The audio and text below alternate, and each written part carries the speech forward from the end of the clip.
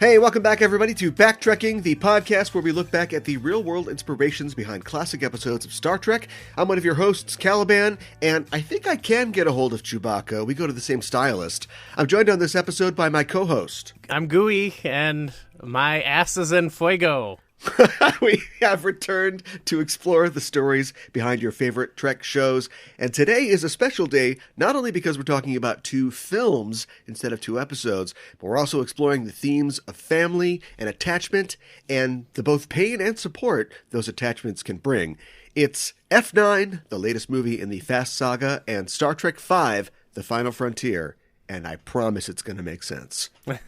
You know, it kind of worked out, I think. It actually works out a little bit. As I was watching Star Trek V and I was sort of contemplating, what we have wrought, what did we do? I was thinking we could almost have done 3 because there's a literal heist in 3. They heist the Enterprise, don't they? Oh, yeah. Well, maybe we can do Ocean's 11 or something. Yeah. All right. Hey, I don't know what F10's going to be about. We can always circle back around when that happens. Those guys, they love heisting. Yeah, that's what they do. They heist for hire. Who knew that you could take the charms of a Frank Sinatra and a Dean Martin, or even a George Clooney and a Brad Pitt, and all they're missing is high-octane, 500 cc's of fuel injection.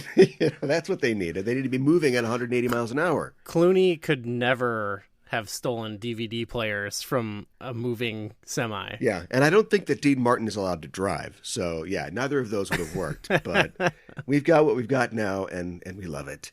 Before we get started, usually we talk about the news, but I was going to ask you if you have seen the new trailer for Apple TV's series Foundation. No, I've never heard of this. This is going to be a short conversation then. Oh. You should. I definitely check it out, and I would recommend that listeners check it out as well. It is an adaptation into a series by Apple of the Isaac Asimov series of books, Foundation. Ooh. There's Okay. If I remember correctly, there's an original kind of trilogy of books that were the Foundation trilogy, and then there was a bunch of extra books, prequel books, sort of side books. And what Foundation is about is it's set, I think, like 30,000 years in our future in the great human empire. It's kind of like a Federation-esque empire. I'm not sure their values are as lofty as the Federation, but everything's going well. There's been peace for thousands of years. And this guy named Harry Selwyn develops a special kind of math called like psychohistory. And what it is, it allows him to look at the patterns in society and sort of project forward into the future in a kind of deterministic way what will happen to society. And his equations tell him that disaster is coming for the empire. And so far, everything looks good. There's been a few skirmishes here, a rebellion here or there, but everything looks fine. Everybody thinks he's nuts. But he says, when this hits, the disaster hits, it will be the end for the empire. And we are looking at thousands of years of war and bleakness, and it's just bad times for everybody. But if you do these certain things, these tough reforms, we can cut that short to probably about 1,000 years of chaos before the second empire can start. And of course, everybody's like, what are you talking about?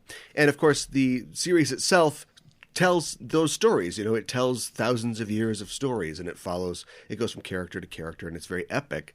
And I think this show could be really great too. I also wonder if the people making the show or if the fans who are waiting for the show realize how much this reflects like our situation right now on Earth. The fact that there are people, scientists, who are saying, we got a problem coming. If your air conditioner just conked out, there might be a reason for that. We are looking at some very tough years coming up in the future. And if we make these tough reforms right now, we may be able to shorten that period. And people are like, you don't know what you're talking about. It's just like, Asimov wrote this in like the 30s and 40s and then 50s. And I just think it's weird that it's only now being made into a show. And I wonder if Apple or the people behind the show will be trying to find those parallels, not out of any altruism, but definitely because that's the sort of the zeitgeist right now. Yeah, I think, because, I feel like I see similar themes of that crop up in a lot of things now, and it's, whether it's conscious or not, it's probably on, the back of a lot of people's mind. Yeah. It's Yeah. it's almost like, when the time came for humanity's like a teenager. When the time came for humanity to get its homework done, it instead just put on some Cure songs and just felt bad for itself, and then got a 0 on the assignment. And I like the fact that art is addressing some of these issues that we're looking at, that we're staring down the barrel of, but this seems to be the fiddling. Like, what if we just took all that money we spent on the show and just put it into trying to fix climate change? Yeah, well. But at least we can eulogize ourselves as we go off the cliff. Yeah, that's on Apple, I guess, and less the people who made it. Yeah, I'm just gonna say Apple, the worst corporation ever. But show looks awesome. Okay, yeah, I mean, sounds cool to me. And it sounds like such a large scope. Yeah, for the show too. Yeah, that's cool. And I don't know. Who knows? Like, if you want to, it's kind of an open secret. I think it's becoming less secret these days that Isaac Asimov was kind of a creep in his personal life. Nowadays, we talked about that on our one episode, right? Yeah. Nowadays, we call that like behavior grooming, especially the fact that he had access to people who were his fans, and would approach him. But when you get a whole bunch of people, writers, actors, and directors who are also adding to this, we can just say it's inspired by him, and then we can enjoy this thing that he created without having to give him too much praise. Yeah, I mean, he's gone. Yeah, he's gone.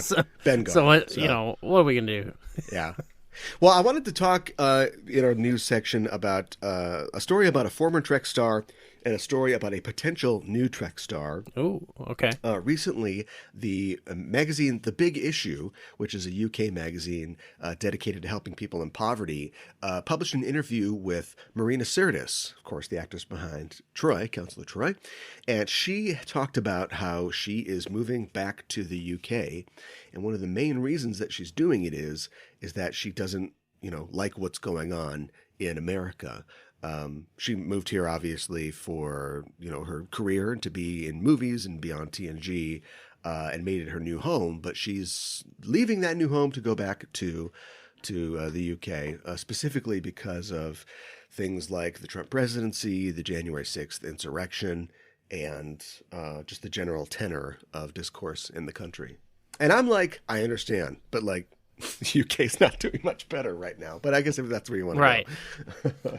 Yeah, sometimes I think people like that kind of are in a little bit of a bubble too. Yeah.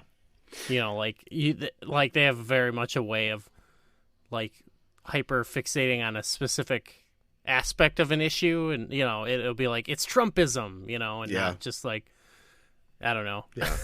Things very foundationally wrong, but yeah. Yeah. Foundation. Also, the death of her husband. God, we've all lost a year, haven't we? So I think it was in 2019.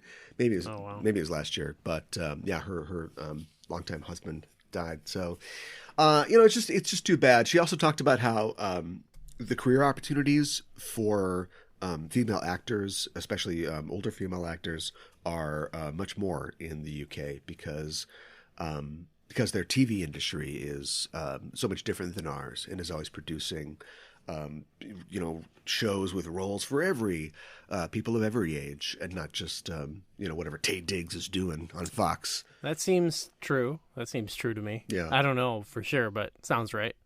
And a lot of their directors and writers are women there as well, so they're not just writing things for the One Tree Hill set. Well, I mean, good luck to her. Wherever she lives, it's not gonna affect, the political outcome of anything anyway. Yeah. But hopefully she has a good time. Yeah, I hope so. Also, there was a Twitter exchange just this last week between Twitter followers of the actor Dave Bautista, and the website Culture Crave posted a tweet saying, basically, somebody asked Dave Bautista if he wanted to make a movie with The Rock and and John Cena, and Dave Bautista's like, no, I don't want to. I'm good. And then he went through, he posted a series of pictures from his acting career of him, being muscly and bald, and he's like, I already got that covered. Like, I kind of am that guy. We don't need to do that with a bunch of other people. And then Jay Stobie, who's a freelance writer and writes a lot about Trek, said, "Hey, you should be in a Star Trek movie." And Bautista said, "Yeah, I was born to be a Klingon." So Okay. I don't know, like more has come from less. Do you know what I mean? Like maybe with him, I think he's starting to look at maybe bowing out of the Guardians of the Galaxy series. He'll have some time on his plate.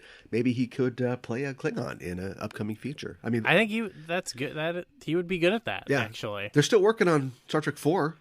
I'm assuming, right? Where is Star Trek 4? I don't know. That's a reoccurring issue. Nightmare. Yeah.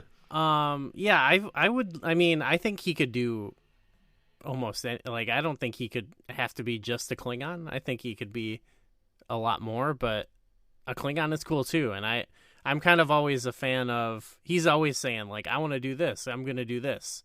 Like there was that story of like, he told Warner Brothers, I'm going to play Bane or something like that. It was like he like went to Warner Brothers and just said like, not let me play Bane, but I'm going to play Bane. And so if that's what he wants to do, yeah, I think we should let him. Yeah. But I think, we don't need to limit it. I think he could be, he could be the captain if he wants. Oh, sure. Let him. Yeah, not another like scowling bad guy Klingon. I mean, play a Klingon, but yeah, be an ally or be a captain, like Martok. Yeah, sure. Guy. Yeah. Of course, he wouldn't be alone in being a wrestler appearing on Star Trek. The aforementioned Dwayne "The Rock" Johnson. The Big Show was on an episode of Enterprise. And then, of course, Tommy Lister Jr. Was in... he was in the pilot of Enterprise. Okay. Broken Bow, yeah. Those are the three. We haven't gotten Cena in there. The guy, yes. Well, that was like, Batista's next stop is probably a Fast and Furious movie, right? Don't you feel like casting Cena, like, the movie's F9, but it should be called like FU, Dwayne Johnson? Don't you think it's kind of like a gala And that spit? would be good because that was Cena's finishing move. Cena had the FU, but then when he became like for kids, he changed it, I think, to the AA, which is the attitude adjustment, because he had to be appropriate. Yeah, you know what? If I was The Rock, information. If I was The Rock, I wouldn't be too worried about it. So, of the three of them, I think Batista right now makes the most interesting like movie picks, even like the bad ones he's in. I think it seems like he cares. But you mentioned Fast and the Furious. I think he once said, someone asked him if he ever wanted to be in a Fast movie, and he said, "No thanks, I'd rather do good movies." Whoa. And that's something I always appreciate, like that quote about like The Rock and Cena being like, nah, and like kind of how like, open he is, but like I've kind of got him on notice for saying that crossed the line for me. Yeah, I can already. I'm sure he's delivered it before, but I can hear in my head the insane promo that The Rock would cut on John Cena for being a faded carbon copy of him as the People's Champion. Oh yeah. I mean, that was a whole 2 years of WrestleMania. Yeah, right. Yeah, and these guys, it's funny that like people would throw his name in, next to Cena and The Rock, and he's like, nah. These guys, like, it's one thing to do, like, okay, so the Star Trek actors, which we're going to talk about soon, they're a family because they did the show for 3 years. They kept in touch with each other. They did 6-7 movies together. And like, so every couple of years you come together and you meet these people and you have like disagreements with them and grudges and stuff like that. The people that work for the WWE are like in the same room with each other for over 300 days, like a year. Like they're always together. They're on the road together. They're working out together. The rivalries, the resentments, they must be so much, they're as big as their muscles. Do you know what I mean? They must be so magnified in between some of those people, even if they are, friends and coworkers. Right.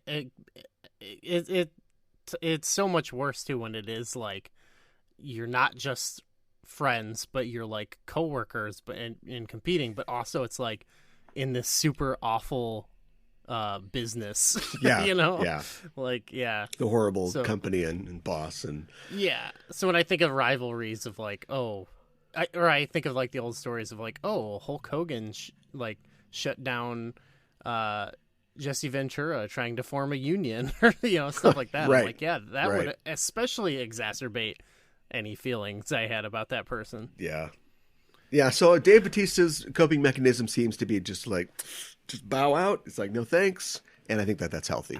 I respect him. I think I might have read this as a quote. I think he said he's trying to be an actor or like a character actor and be the best at it that he can. Whereas I think he sort of hinted at or explicitly said like The Rock and Cena are actively trying to be movie stars. Yeah.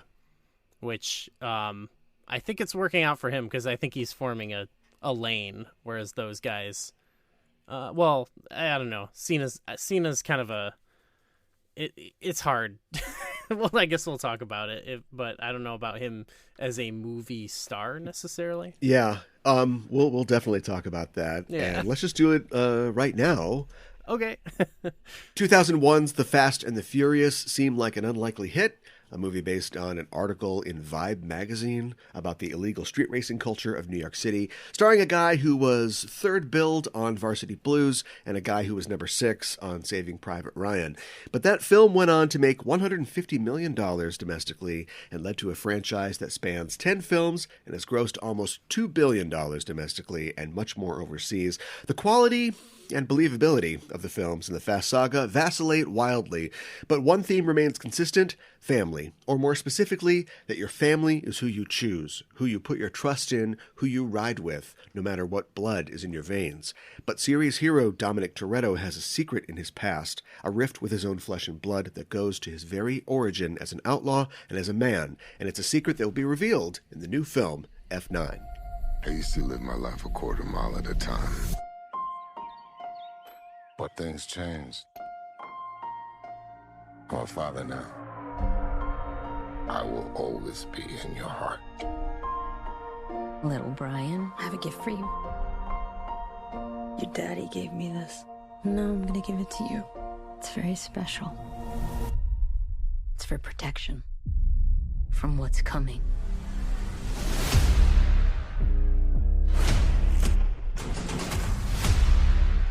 All right, Dom. What's next? No matter how fast you are, I am not to be compared to you. no one outruns their past. I am more easy, you trying your best to become me. And mine just caught up to me. Been a long time, Dom. So we're up against a master thief, assassin, high performance driver. Who is he?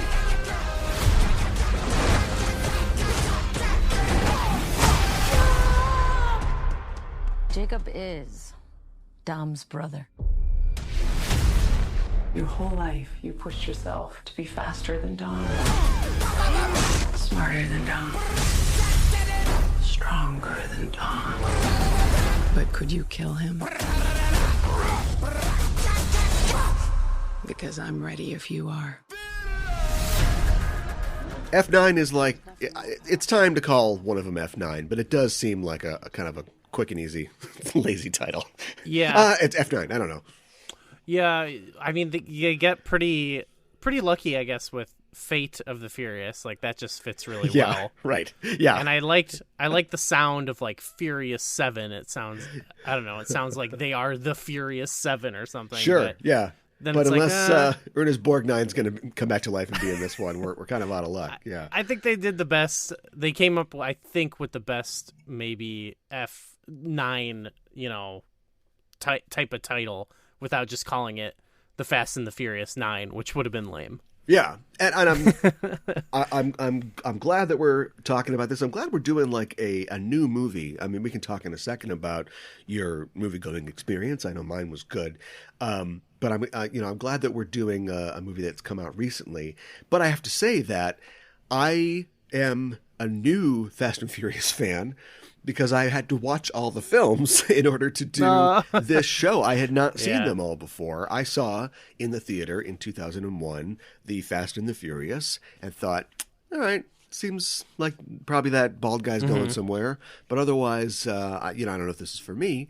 And then basically for the next 19 years, just stood to the side while everybody just lost all of their collective shit over every subsequent entry in this franchise. But I take it that your history with the franchise is a little different. Yeah, sort of. I mean, I'm the first one I liked a lot as a kid, and I liked. I wasn't like a racing game aficionado, but I remember that being like really cool. Like I was like, oh, like it just made me want to play. Like I remember like playing video games while watching that movie. But then I kind of had like a lapse with the series, you know, because then it was like different stuff was coming out. Yeah. I remember like Tokyo Drift coming out, and I stopped kind of like really caring about movies as much at that age. I was like doing a lot of music and stuff. So I kind of had a similar opinion to everyone else where it was like, Tokyo Drift, like, what is this? This is silly, you know? But then it was right around the time of like when things started getting kind of ridiculous, and like I remember like The Rock was in it, and at that time before I really watched a lot of The Rock's movies, I was like, oh yeah, I like The Rock from wrestling, and you know, I just remember all the commercials of seeing the vault being pulled around. And, you know, in this, for the sixth one where they're like, they got a tank. And I was like, okay, I'm going to get back in. Yeah. So about that time I jumped back in. Yeah. So and I did a little bit of catching up, but for the past, you know, like 4 movies, I've been on board. Vin Diesel is just, he's such an interesting figure, and he's somebody who is, you know, you talk about like a self-made person or whatever. I think he is absolutely that. He is somebody who I'm sure he's been told no a million times, and he's never stopped. And whatever you think of him, and whether you like the types of movies that he makes or you like him as an actor, you have to respect how it just keeps plugging away and how successful he's become. And I read an article recently, I think it was just, you know, the sort of surge of articles around the Fast and Furious universe with the coming of the movie, but I read an article about how he was giving his side finally of what the deal was between him and The Rock. You know, there was a couple films there where they were calling each other candy asses, and they were, you know, not doing scenes together and having trouble on set. And he was just saying, I had to, you know, I went to him and said, hey, man, your acting needs to be better. And I'm like, Vin Diesel is telling The Rock that his acting needs to be better? I loved it. But then I thought back to Fast 5 and Rock's appearance in that, and that is not your best Rocky there. He's kind of wooden. You know, he's just doing that, like, gotta get you, Toretto. You know, he's just giving that, like, kind of glare. And it happened again. I said no to Vin Diesel, and he said no, it's yes, actually. And Vin Diesel was right about something. So I don't know. You know, The Last Witch Hunter aside, I think this guy knows what he's doing for the most part. I think that quote was so ridiculous for one, but I'm sure that it was twisted by, you know, whatever outlet to make it seem more contentious than it was. But yeah. But I do love stuff like that from Vin, because I feel like he does have like kind of an ego or whatever, and he cultivates like all these series based around characters where he's, you know, like the main star. Yeah. But I think he has, I mean, you mentioned Last Witch Hunter, but yeah, besides that, like he has done a pretty incredible job of doing that compared to The Rock, who I think he's built up his personal brand, but yeah. Most of, no one's gonna remember San Andreas or Skyscraper. The Tooth Fairy. You know? Yeah, right. Yeah, and you know, hey, he's worked with Spielberg. The Rock hasn't worked with Spielberg. Yeah, true. I feel like I don't know. I feel like Vin Diesel, he has, like, even with this series especially, like he gives. I like him in all these movies, but I do think he gives less of an interesting performance as maybe like, you know, the first movie or something. Yeah. But I think he's done a great job of like just keeping these franchises going, and like, I don't know, you just tell, apart from the fact that I'm sure it's like, well, I'm the star of these movies, like I get a genuine sense that he cares about them And I don't really ever get that feeling from like any of the Rock movies that like he really puts any heart into them. Yeah. I agree with that. I just wish that Vin could find somebody to write him a good Riddick movie. Right. I heard there's going to be another one though. Yeah, because he's made that his brand, although he was not, really in charge of the first one, as far as I understand. He was just, a guy that was cast to play that character. And that one, the first one is very well written. The next two, not so much. But I want to like Riddick more than I do. But I really only like the first one. But we're talking about the Fast and Furious saga. And I should say that this is a brand new movie out in theaters. If you haven't seen it, we are going to have to talk about spoilers. So let that be your warning going forward. If for some reason you are unfamiliar with the series and yet you still want to listen, maybe we should give a little bit of backstory. Oh, jeez. Well, a little bit. Do you think that you could give us sort of like a quick synopsis about who these people are and what they're facing this time around? Okay. So they are the group in this movie they're a group of people who all somehow know each other through what used to be they used to do like, I guess, street racing, and they were also like thieves. They would do heists. And as the series have gone on, they've been kind of wrapped up into greater and greater things, like eventually like large heists from there, working with like the government and things like that. Right. And in this movie, oh God, I don't know how to set this up. I guess in this movie, neither did the movie, because it just kind of starts. It just started. Yeah. Okay. So the last couple movies, they've been basically working with like this sort of like CIA SHIELD type agency headed by Kurt Russell. And the movie starts basically with him being taken down.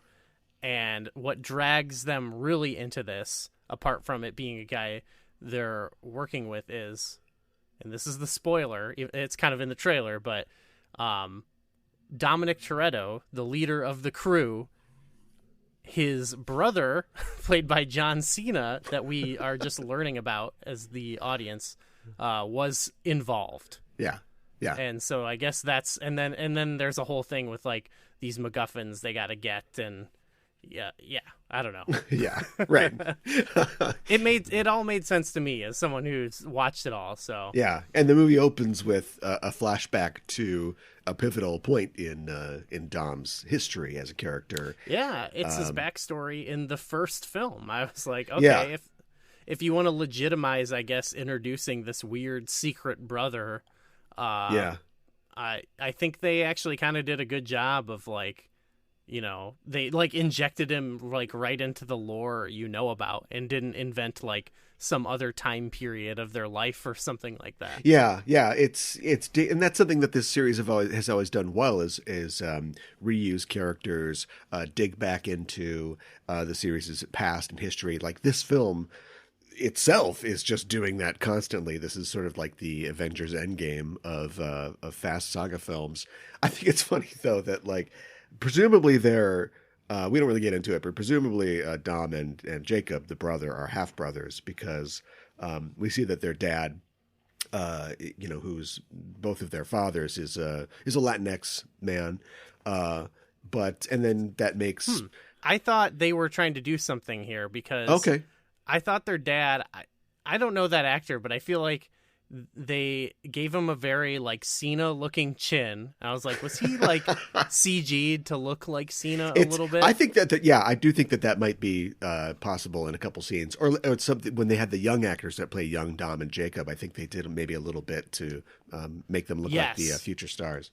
And then they had Charlize Theron like have that line about like Aryan bloodline. I was like, we're talking about the wrong type of race science here. But yeah, right. It's like a little weird. I feel like she mentioned that to like try to sell it, instead of just saying half brother. Like that's the vibe I got, is they were trying to just be like, no, they're just brothers, Yeah, it's totally possible. It doesn't really get into it, but I mean, he is, he's a darker complected kind of person, so. Yeah. Jacob's mother must have been a sheet of notebook paper then, if to get the John Cena guy that we've got. I also like the fact that, sure, if they're, I don't look like, my sister necessarily. Siblings don't always look alike, but you mentioned the jaw of John Cena and his long face. And Cena's got like a very large mouth, and then of course Vin Diesel has like the smallest mouth in Hollywood, and more of a pointed I like his chin. His little pout. So yeah, if you put both of their heads together, maybe you just get like standard man. Yeah, I think their dad looked like you did like a weird face swap thing of them. Yeah, maybe I gotta look at this guy. Maybe that actor doesn't exist. Maybe they just created him. Maybe he's not a real man. Yeah, digitally. They didn't care about whether he looked like Mia or not. So yeah, that wasn't really a consideration. No. Yeah. So this is the first film in the franchise to not be written by. The first one since the second film, Too Fast, Too Furious, not to be written by writer Chris Morgan. It was actually written by Justin Lin, and then a guy that Justin Lin has worked with previously named Daniel Casey. And I have to say, I didn't really notice all that much. It's interesting that this is the first one, because of the secret brother plot, they kind of have to, but it's the first one that really dives into the past of the characters and isn't just sort of taking them farther into international espionage or whatever it is that they do now. Right. Yeah. We did take a few small steps for man or whatever, but yeah, overall, like, well, it pushed the bar in those specific ways that I liked, but yeah, it wasn't like what's a new CIA thing we can work for. Yeah. But they kind of just gloss over that. I don't want to say it's lazy, but maybe it's just like at this point we know that our audience knows how this works, and so yeah, they just get a call saying, "Oh, it's job time. It's movie time. Everybody, let's go." Yeah, yeah. It kind of felt a little bit. I sort of thought about like Endgame, just in that I was like, this is like a step away from being a movie, and it's more of just like, hey, come see like this thing that happened with these characters you like. Yeah. It still has some of the structure, but yeah. I also think it's funny that this movie features just about everybody I think who would come back or could come back from a previous film. There's no The Rock, obviously he's taking a break. And we don't bother to get like Ava Mendes back, but otherwise, the fact that the trio from the third film, Tokyo Drift, which has always been the sort of redheaded stepchild film, appear in this movie is like, yes. That's so cool, and it's something I think that franchises are doing more. Somebody had a tweet the other day that was like, who knew that like Thor: The Dark World was one of the most important movies in the Marvel Cinematic Universe, with of course, the new Loki show, which is spinning out all these new story threads for where the franchise will go in the future. And the more I thought about it, it was like, wait a minute, Star Trek V is kind of like that too, because Star Trek V is all about secret family members, for our characters and things like that. And right, yeah. Threads that the new Star Trek shows have taken and used. So yeah, smart franchises know they cannibalize themselves, but they take the parts that have not been exploited or prepared. I was really happy about the Tokyo Drift guys. One, just because I really like that movie. Yeah, I do too. But I also like it felt good because like I saw someone recently. It's just a rando on like Twitter or something trying to defend the series, like to someone being like, "Wow, I can't believe they made 9 of these." You get that every time. Yeah. But someone like trying to defend them like as a fan, and they were like, I think they said 9. I don't remember, but the person said like something along the lines of like, well, we don't count Tokyo Drift. And I was like, how can you say you're a fan? Right. Like, Tokyo Drift is like actually one of the most important movies. Oh, it is now. Yeah. I think even before this, like so many movies were made around it because you had Tokyo Drift and the teaser, and it was like, oh, wouldn't it be cool to see when Dom and Han knew each other? And then they threw that in the next one, and they're like, okay, right. Fine, and he's gone. And then it was like, no, we got to make more of it. And then now every movie leading up to Han's death was like, it was like a ticking clock of when are we going to get to Tokyo Drift? Yeah. You know? For listeners who don't know, and why you're listening if you don't know, but that's okay. Yes. There's a character in Tokyo Drift, which is a movie that is set sort of outside the franchise. You know, the first one features Brian and Dom, the two main characters. The second one features only Brian, and then the third one features neither of them and follows like Sean, a completely different character who goes to Tokyo, and he meets a guy named Han who kind of shows him the ropes of like racing, and that character dies at the end of that movie. It's a tragic sort of moment, but I think people liked that actor Sung Kang so much, and the franchise, great. That's a turning point, like for the franchise, where they went, wait a minute, we can do whatever we want, so let's just start using him again, and then subtly imply that Tokyo Drift, which came out in like the late aughts, takes place in the future. The future. Yeah, so every film that you see Han in, you know that they all take place before the third one does. And they keep teasing like, and they finally closed that arc now, or that loop, because of course Han comes back in this film. So I'm trying to think of like, is there another character? Maybe we can start seeing Giselle again, and then we have to figure out, oh, no, wait, 10, 11, and 12 take place before the 6. There's like some weird time, like an Endgame there, where they're right, just, like, bouncing around. Yeah. Oh, no. Which is also about family when you think about it. It was like gratifying for me because there's already well, it's sort of like being a sore winner because like these are really popular movies, but there's always like people like, oh, I can't believe there's a 10th one. And I'm like, well, there is for a reason, because people like going to see them. Yeah.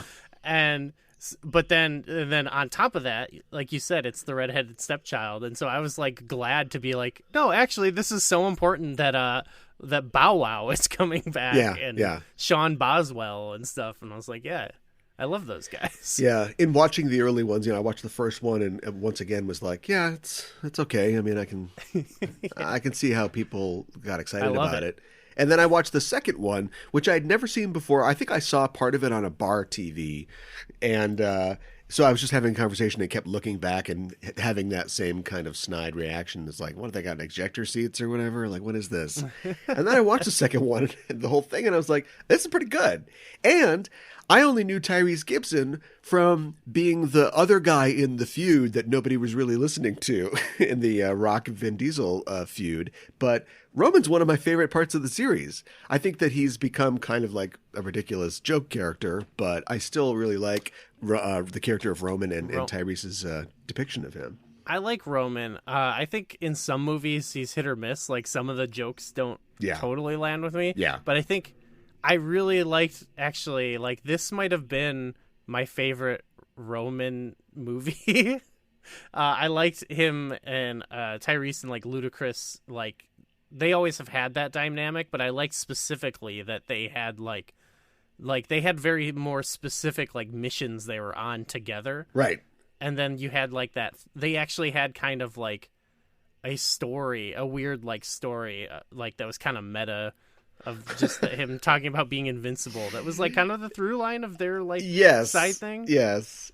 So they really they worked the best here as like the like kind of like comedic side story because it was more defined, I think. Except there's no satisfying payoff to that. And what we're talking about is that these two characters who, and I should, in a series that's very diverse, so maybe they don't have to make this point, but usually you would make the point that, they're the black characters and they're still here. But because that's what I love is they don't pat themselves on the back for it. No. Like the same thing with they definitely have some scenes like with like the female characters that are like, okay guys, but like they also just had, like in this movie they had a scene where 3 female characters beat up like 5 dudes and they didn't even go like, well, boys are certainly silly, don't you think? It was just like, no, they're just cool. Yeah, like, yeah, just do yeah. stuff, And the cast is so diverse. There are many scenes where Tyrese Gibson, Ludacris Bridges, and Natalie, what's her name? It's just like 3 black actors are now in charge of the movie. I thought that was really great. But the sort of like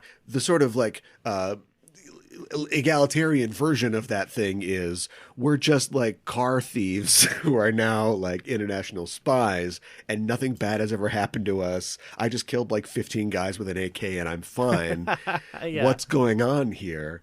And I just thought that like normally that would be the setup for, you know, him being hurt at the end of the movie, like sacrificing himself, either dying or being wounded.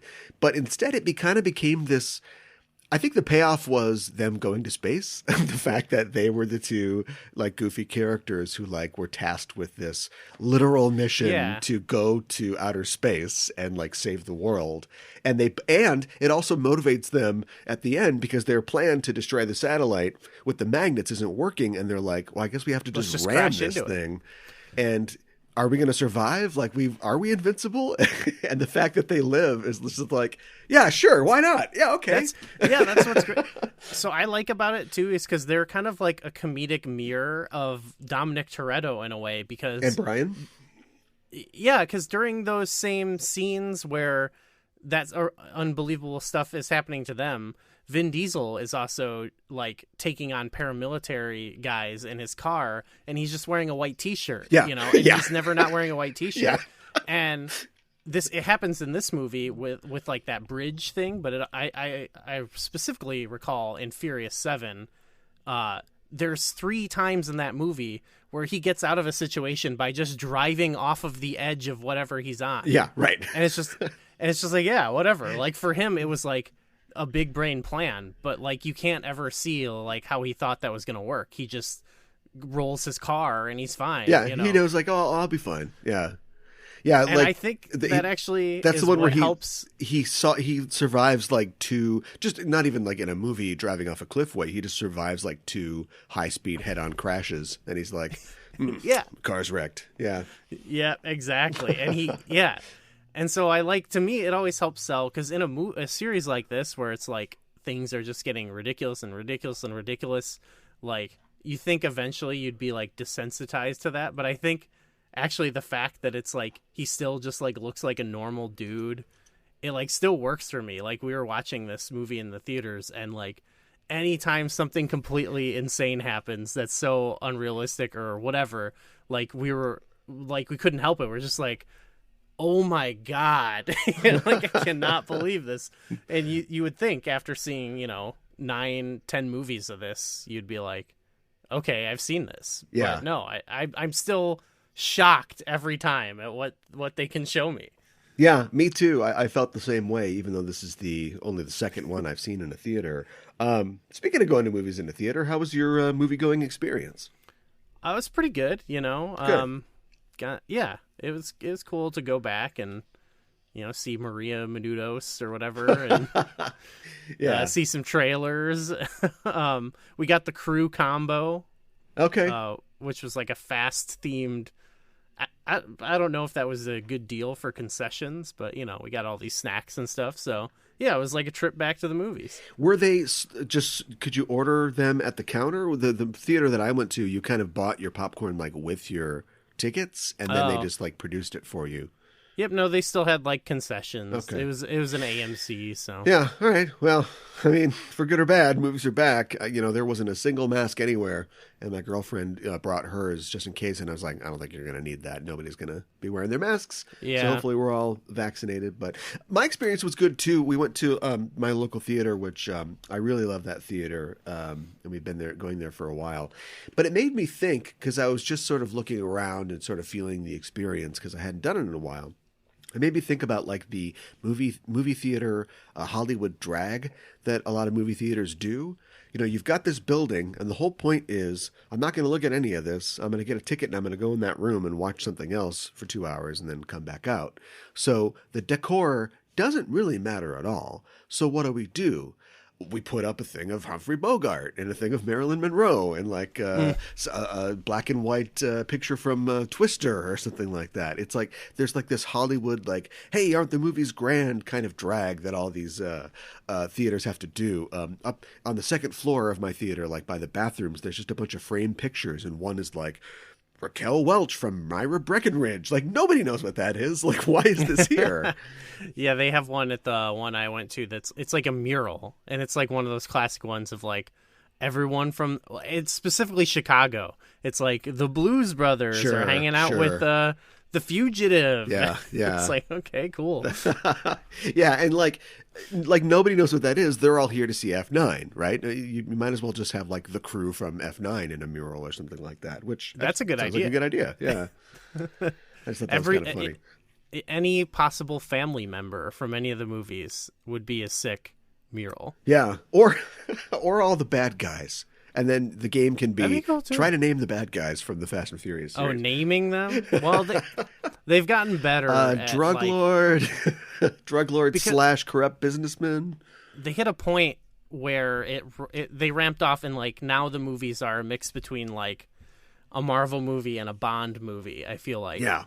And so they've done like Bond villains now. I feel like is where they're at. Yeah, like having bringing Charlize back and then basically reestablishing her as the big bad going forward was, I think it was a good decision. I think I think so. She's fine as this character, but yeah, usually they would just have somebody else, but they're gonna double down on this Cypher. I think that was a good idea, especially because like I think they did a good job of taking her from like a movie that really wasn't that good and making her seem more useful, though it felt a little bit more like setup for whatever's to come. Yeah. So this movie is a lot of setup, but yeah. I don't know if we should do a plot breakdown or maybe talk about some standout scenes. I mean, essentially, like we said before, it's revealed in the film that the pivotal event in Dom's life, the death of his father in this racing accident, was caused possibly by his brother, Jacob. And when he learns this, it becomes, Dom goes to prison for a stretch, and Jacob sort of takes Dom's place in the world of racing. But Dom gets out and challenges him to a race, which of course he wins because he's Dominic Toretto. And the result is that Jacob has to drive away and just keep driving, and so he's cut off his literal family. At first, since you mentioned that scene, like at first I thought, why even bother showing us it? Because there's plenty of times where now they skip that scene because he's gonna win. Yeah. But then it ends up kind of coming back later. Yeah. And so I was like, okay, yeah, that works out. I liked the guy that played young Dom. Did you think that they were trying to maybe backdoor like Fast and Furious babies? Like I didn't think that. No, we could do like prequel films. In fact, one of the guys in young Dom's crew looked like baby Vince. He had like the spiky hair. I think that was Vince. Yeah, it had to have been. I thought so too. I yelled Vince when he appeared. I love Vince actually. Yeah, so you can have Vince and Bug and all the old crew in a prequel film. Fast Origins. Yeah, Fast Zero. Yeah. Yeah, I mean, I kind of trust them to come up with other little tidbits of lore to put in there because I think they did a good job with this. So, although, I mean, Hobbs and Shaw made a ton of money, but I don't think anybody's really clamoring for another Hobbs and Shaw. No, that was a Chris Morgan joint. I was glad. This is a spoiler, but I was glad to see Shaw teased in the credits, the post credits. Yeah. And so I'm happy to see him back, but I was going to say, I don't really want to see anything from Hobbs and Shaw come into the main movies. I think I'm good with that. Yeah. Yeah. Except for, some of the characters maybe, but probably not. Having that scene at the end was all well and good, but it's like, you can't just leave it there. That's literally F10 could have been about the crew trying to stop Han from, taking revenge on Shaw for trying to kill him. No, he's our friend now. We don't know where that's gonna be. If you cut it off, you can't really pick it up. It's just like a joke, basically, right? I see. Yeah. I think they'll do something with it. I liked it because I like that scene because they showed Shaw doing some really nasty stuff, and I think that was a lot of people's beef was that they tried to make him good nice guy teddy bear. Yeah. And so I like that. I think they were kind of reestablishing. He's like a bad dude. I don't think he should be a total good. He can do cool stuff. I like the, the baby scene in F8, but like he Yeah. shouldn't be like cool, nice guy, you know? Right. And Han's kind of a badass now too. I mean, he left us as a floppy-haired, snack-eating Yeah. like racer, and now he's got He's still snacking though. mad spy skills thanks to working with Mr. Nobody. I was kind of they didn't use him that much in this movie, and then when I saw that post credits, I'm like, okay, they're gonna, you know, they brought him back, and now the next movie he's gonna do stuff like right. pertaining to that. So I'm like a little okay with it. I was nervous at first of the way they brought him back because I was like, does it kind of like take away from what Shaw did, or you know what I mean? Well, we want it to take away from what Shaw did because we want him to be a hero that could be on the crew. And I think a glaring omission when they added him in 7 was like, didn't this guy kill Han? Like, we're cool with this guy just hanging around and doing stuff. Right. Yeah. Yeah. Exactly. They spent all of 8 like trying to make him cool or like nice and forgivable. Right.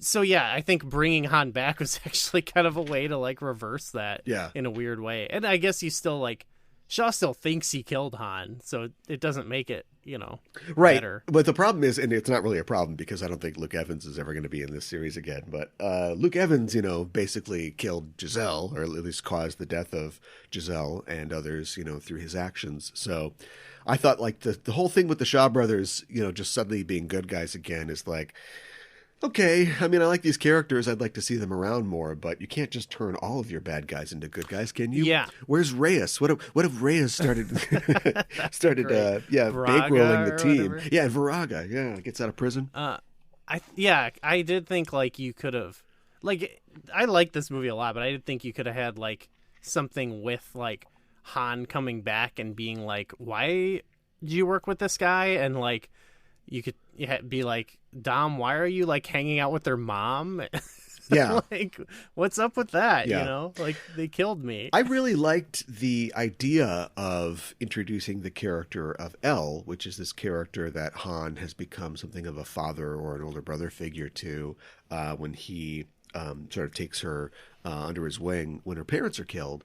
But this movie is, I think one of the drawbacks of this film is that it's just overstuffed. Like there just isn't any time to do anything with Elle. Obviously, you know, we can look forward to future stories with those characters, but she's just sort of like there to be an object, a MacGuffin, you know, for the story. Yeah. You tweeted that this was going to be over 3 hours, and this is actually only about like 2:40, I think. So maybe I was a little disappointed. Yeah. Because I walked out of it and I was like, that didn't feel like 3 hours because it wasn't. But maybe there's some deleted scenes where they tried to do that stuff, but decided it just didn't fit in this film. I think the 3 hour cut could have been nice. Yeah. Yeah.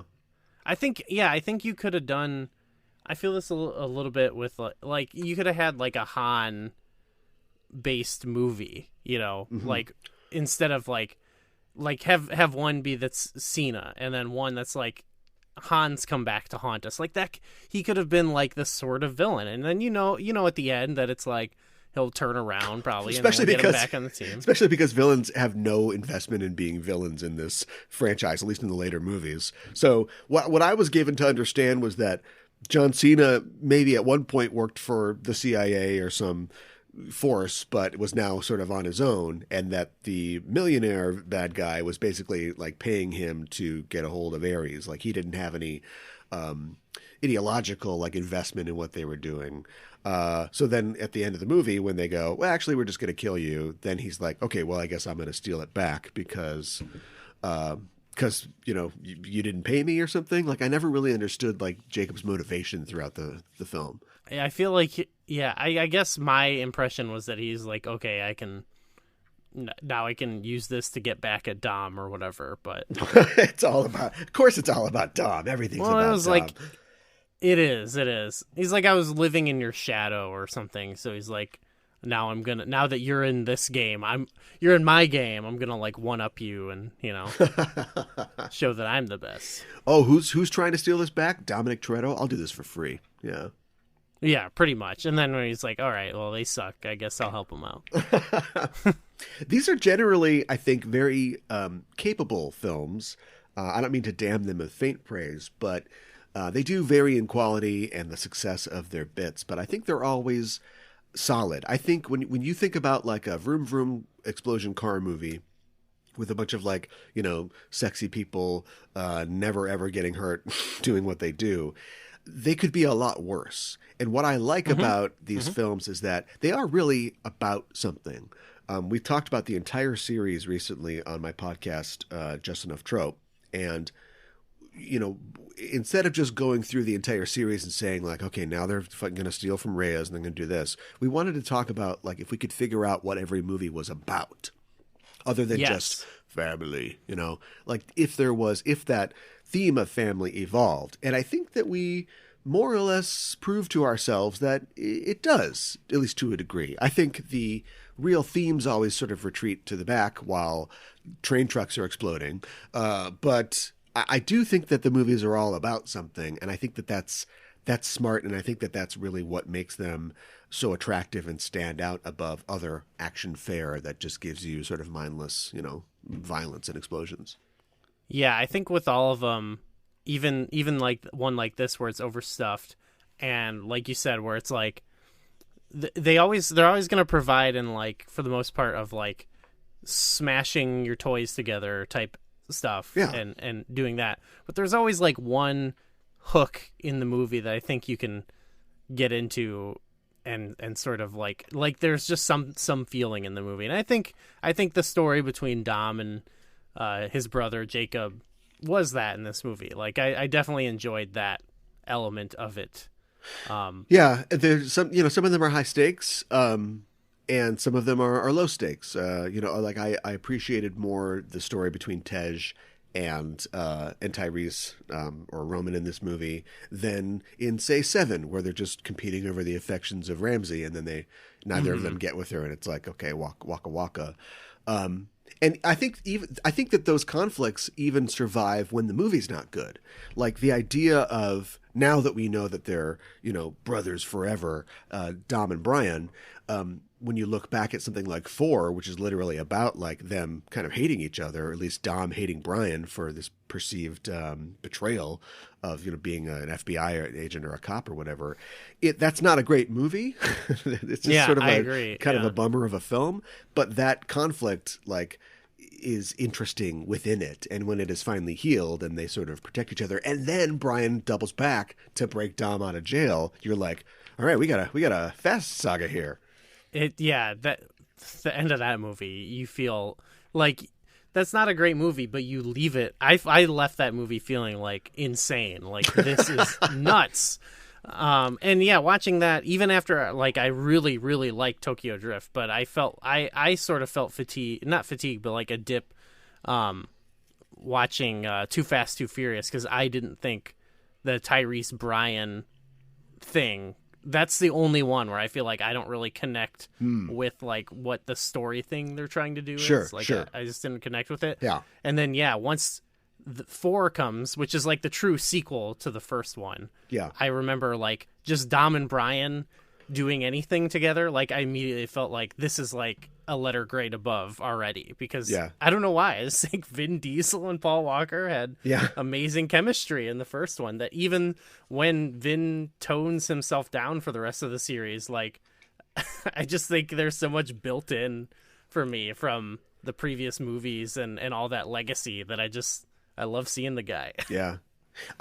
As far as like the Too Fast, Too Furious goes, like Brian and Roman definitely don't have the chemistry that Brian has with Dom, but I enjoyed both characters' journeys, or at least how they transformed in the film, because Brian is like, he's just the Keanu Reeves knockoff in the first film. Right. And in the second film, like he's on the run and something's at stake, and he's a little more vicious, and I liked seeing that from him.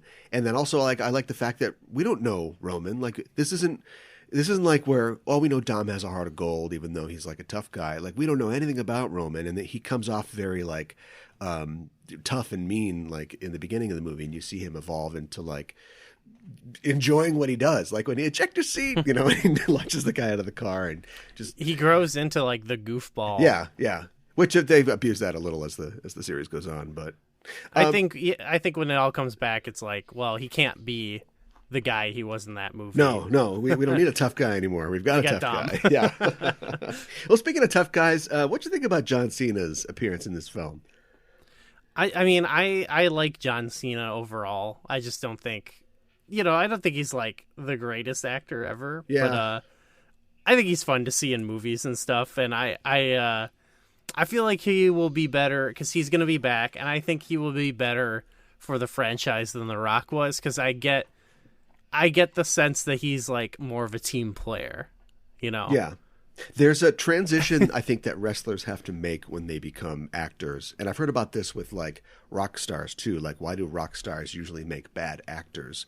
And the thing is that like you, as an actor, you need to listen. And even if you are an attractive, charismatic character, you're still part of an ensemble.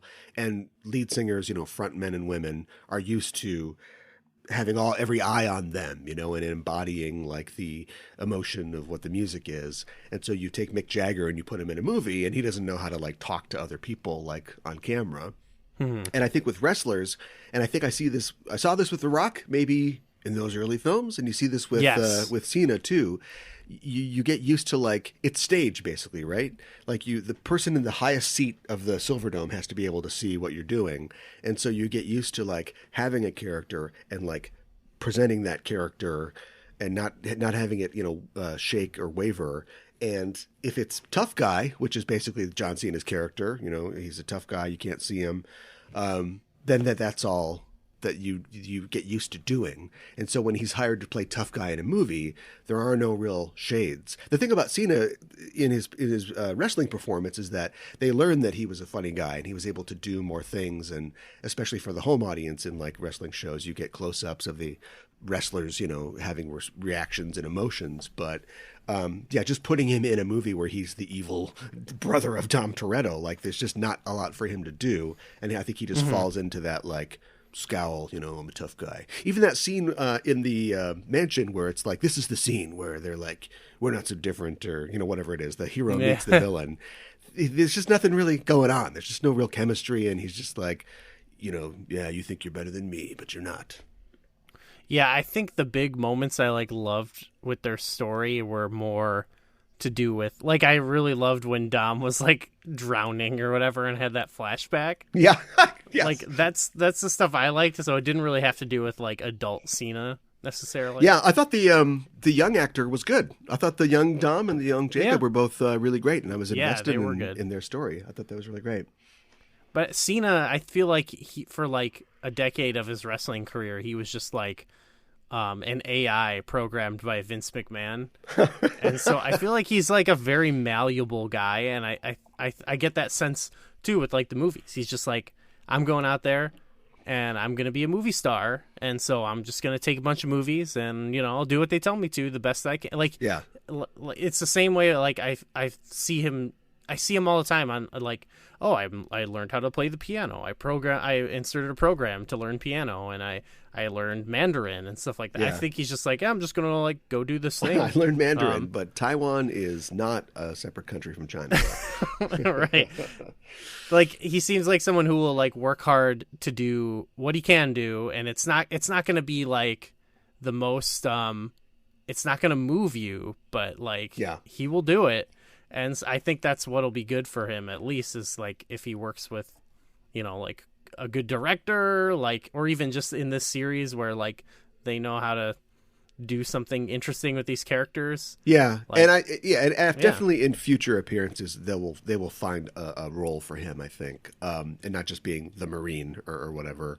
That happened with Jason Statham, who had to be introduced as a stone cold badass, but we all know how gifted a comedic performer he is. So of course, the second time we see Shaw, he's doing like baby tricks and silent movie gags and stuff like that. And so I think they will, Jacob can't just be another Toretto badass in this series. I think they'll probably reach into Cena's comedy potential as well in future films. His comedy is weird. Like he's just an awkward robotic man. But I think his best like wrestling storylines were also kind of based around him being who he is, like this weird like walking billboard, you know what I mean? Yeah.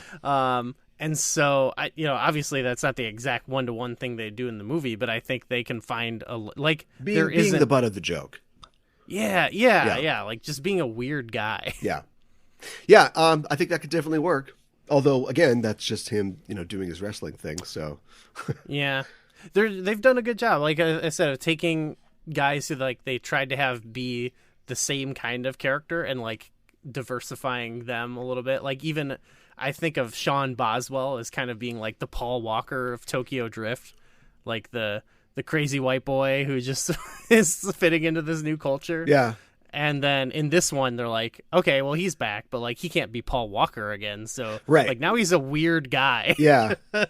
Yeah. They just make them all weird guys, I guess. And even somebody like Ludacris, whose music career is defined by how sort of ridiculous and, going against the current of tough guy rappers, Tej is kind of sedate. Like he's funny, he tells jokes, and and definitely in the first movie he appears, they tried to make him like a big, he's so goofy, a big figure, yeah. But he becomes just more like a kind of serious. He's the guy that's like, okay, let's stay on mission. We gotta hack the thing, which is cool. Yeah, he's it works. sort of like Roman straight man. It works, bit. Yeah, because he couldn't out Tyrese. Yeah, exactly. Yeah, I think they find they've totally changed some of these characters, but I think for the better. Well, for the long run of a franchise, at least. Yeah, for the longest survivability of the series, I think it works. We could probably talk about this forever. Is there anything that you wanted to hit before we drive away from this? Oh, I wish I could remember now. There's so much that happened, but no, it was cool. It was a cool movie. It's not my favorite Fast movie. But it was. I had a lot of fun. Do you think they're reacting too much to the memes? Is them going to space their juggernaut bitch? I thought that might happen, and I even thought him talking about being invincible would is that too far? Is that them being too meta? But I enjoyed it at the time. I don't know. Maybe later when I'm looking back on it, I'll be like, that was stupid. But I even feel like with going into space, that.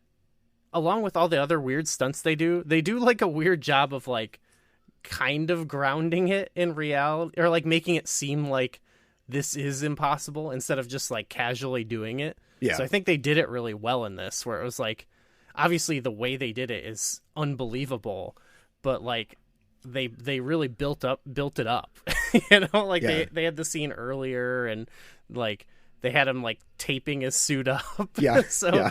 It's both unbelievable, but somehow grounded in a way. It's that thing where you point out how ridiculous it is, but it doesn't undercut it. It just makes the audience is like, this is ridiculous. I can't believe they're surviving this, and they're in a Pontiac Fiero.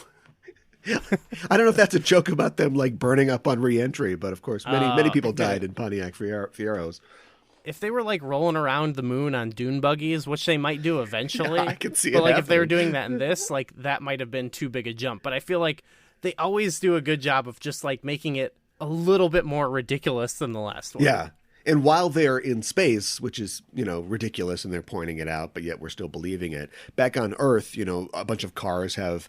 Where did these super magnets come from? They have all these magnets, and Dom Toretto is just casually walking through a train truck that is rolling over down a mountainside. He's wearing a white T-shirt. He's just in a white T-shirt, and then he manages to destroy a jet, with the whipping the truck out. So we'll see how far they can push it. I was glad to be faked out by the Cypher thing, because when Cypher died, I was like, oh, okay, well, that's into her. But then it was a fake out where, no, of course, she was just piloting a drone. She wouldn't put herself out there. So I thought that was that spoke to the character.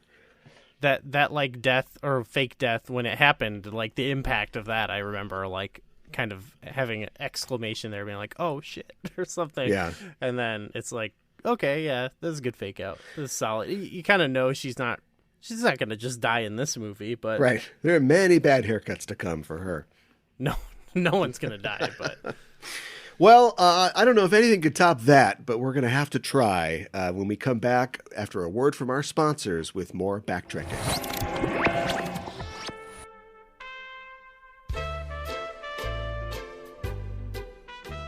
Hello, I'm I'm Mikan Hana. And I'm Caliban. I'm a huge Sailor Moon fan. I've been a Moonie since the beginning. I've seen every episode, every movie. I've read all the manga. I love it. I've got a head full of bad wiring, and I've never seen a single episode. Do you want to join the wonderful world of Sailor Moon? Okay. Enter laughing. It's hard to believe that was us. It feels like ancient history. We recorded that a few minutes ago. Ancient history, but now that I'm a Sailor Moon expert. You're not an expert? But I'm trying. Every week on Sailor Noob, we talk about a new episode of the original Sailor Moon series. It's all new to me. And I'm a little more seasoned. I've been a Japanese language student and I've lived in Japan. And you use your experiences to talk about the food, fashion, and culture of every episode of Sailor Moon. What do you do again? Share in the wonder of a classic anime series. Good enough. Sailor Noob is a great companion for first-time watchers, and it is a fun hit of nostalgia for the experienced fan. You can catch the show every Friday wherever you get your podcasts. And you can find us on Facebook, Twitter, Instagram, and Tumblr, posting all things Sailor Moon. One day I shall be the master. Let's just get through this series first. Okay.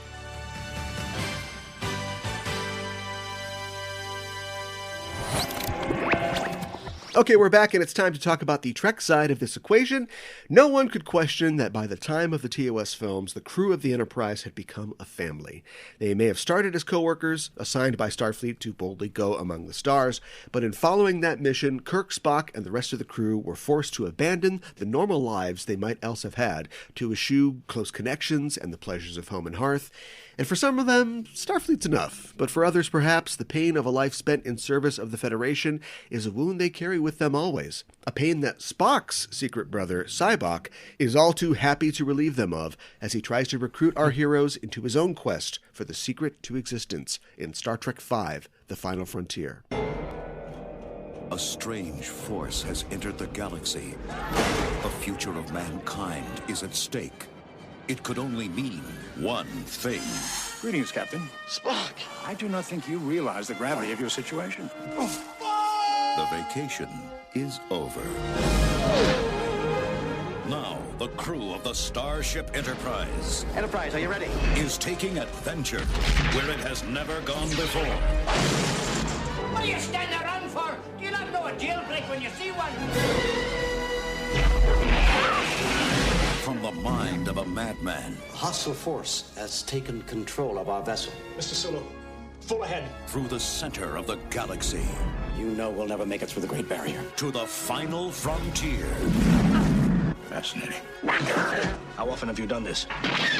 Actually, it's my first attempt. Fire the rockets! You never cease to amaze me. Nor I myself. This is the boldest trek of all. Warp speed now. Star Trek V, The Final Frontier. Mr. Scott, you're amazing. There's nothing amazing about it. I know this ship like the back of my hand. You know, we talked about movies that were seen as being like maybe the worst one, but are slowly rising on people's radars and in importance in a certain continuity. And I think Star Trek V's time has come. I think it is. This is the reevaluation. Definitely here. You know, you've got a show, Strange New Worlds, where we're going to, go for another 5 or 6 years with a new version of Spock, and you're not going to see Sybok? Give me a break. That's definitely going to happen. Well, that'd be cool. Actually, that would be cool because, like, I've watched this movie twice now, kind of recently, and I still, like, not totally in love with it, but there are a lot of, like, cool things that happen in it. Yeah. Kind of like some of the worst Fast movies where it's like, I didn't love it, but there was cool stuff. And that's one of the things. It's like, oh, this idea of, like, Spock's, like, emotional psychic half brother, but it didn't totally get there for me in the movie. This is a short movie. It might be one of the shortest, or the shortest. It's only 100-something minutes, and that's fine because, like I said, I think it's a balancing act. This is a movie that is very different than a lot of other Star Trek films, and I think the stuff that works can only work for so long, and so I think it's probably best that it's short. Okay. Just thinking about some of the comparisons to Fast 9, but also the other Fast films, is that they're all about family, and of course the Star Trek films become more about family. I think the Star Trek as a franchise is almost 100% about family now, whereas before it was a office workplace show, basically. You know, it was about characters who worked with each other, respected each other, and in some cases, you know, became friends, you know, whether you're Geordi and Data or Riker and Worf hanging out or whatever. But it wasn't necessarily about them caring for each other like a family would. And then, of course, the crew of Discovery, through the trials and travails they go through, have clung to each other, you know, as a family and being very close. You know, we see in Picard how Picard loves Troy and Riker and their family, and how he hasn't seen them for a while, and that's painful to them, you know, and they are much closer than they ever were, just as co-workers. And I think that's good. I think that it seems like we have a need for that. You know, in the 60s, maybe we were too cerebral. Maybe we wanted a show that was just about, you know, army men facing alien monsters. But it seems like family is a big theme in a lot of entertainment. I was also thinking that there's this like religious undercurrent that happens in the Fast movies, and they never stop to really like spotlight it. But I don't know if it's just to appeal to, you know, a certain audience in America, or if it's just how important it is to, you know, if a guy carries a cross around everywhere, I guess he's somewhat religious. But I thought it was interesting in F9 when Dom is talking to his son, and they're specifically talking about God, you know, and where does God live? Mm-hmm. You know, he lives in your heart. And then he says like, I'm there too. So I guess that means Vin Diesel's God. I was like, well, by the transitive property. Yes. Or whatever. And they're always saying grace, you know, it's probably more just the idea of like a traditional family or traditionalism. Yeah. But I did think that was interesting that was there. And of course, Star Trek V is all about God. But arguably, I think we've talked about this before, a lot of Gene's stories are about God in the same way that, I don't know, if you're abusive, if your dad was abusive, maybe you'd write a lot of things about a tough relationship with your father. A lot of Gene's work is, you know, questioning the idea of God and the idea of spirituality and whether we need it. And this is, I think, the film that most explicitly does that in Star Trek. It really goes for it. A lot of it is diluted by the goofy comedy that we have to do every 10 seconds in this film. But ultimately, that's what it is about. It's about the, you know, the literal final frontier, the search for true meaning in the universe. So I feel like maybe a movie that was, or an episode even, that was like more just about that would be cool, and then like a movie that's like about Spock's brother would be cool, you know, like there's too much going on in this. It's overstuffed, but it's not long, you know, it's just everything's it's so double stuffed. Yeah. Like I liked the scenes of like him using his like powers, like especially with like Bones or whatever. Like that's like one of my favorite scenes in the movie. But then like it kind of gets dropped from right there. Like Kirk gives his like little speech, and like Bones and Spock are like, I'm not coming with you. Yeah. And it's like, okay, that's sort of the end of that, but it's too late. We're already here, you know? Yeah. Like I kind of think that could have been its own movie, like exploring everyone's like some of those scenes like remind me of Flatliners, you know? Sure. Where it's like all of a sudden we cut and we're in the hospital. Yeah. And or like they're, wow. Yeah. Came out or about the same time. Exactly. You know, there was even that in F9 a little bit too, with him like going into his past. And yeah. And so I like that sort of stuff, and I feel like that could have been put more to the forefront here, of like kind of getting at some of these characters. I feel like it's a chicken or egg scenario with some of the stuff in this. Like, of course, everybody remembers, you know, that is my favorite scene, the showing the pain scene with the big three, and everybody remembers how Kirk is just like, no, I'm not doing that. Are you crazy? I need my pain. I'm not going to let go of my pain. And that says a lot about his character, but also this is a short movie and we've got to get to Shakari, you know? So I don't know if it's a feature or a bug. Do you know what I mean? I don't know if it's important for Kirk to have that reaction, and therefore that scene has to end abruptly and kind of unsatisfyingly. Is that a word? Mm-hmm. With a lack of satisfaction, or if They could have done a big thing with Kirk. They could have brought Carol Marcus back, or David. He could have relived, his pain over losing David. But we couldn't get the actor because the actor is very sick and may have died at this point. There's just nothing we can do.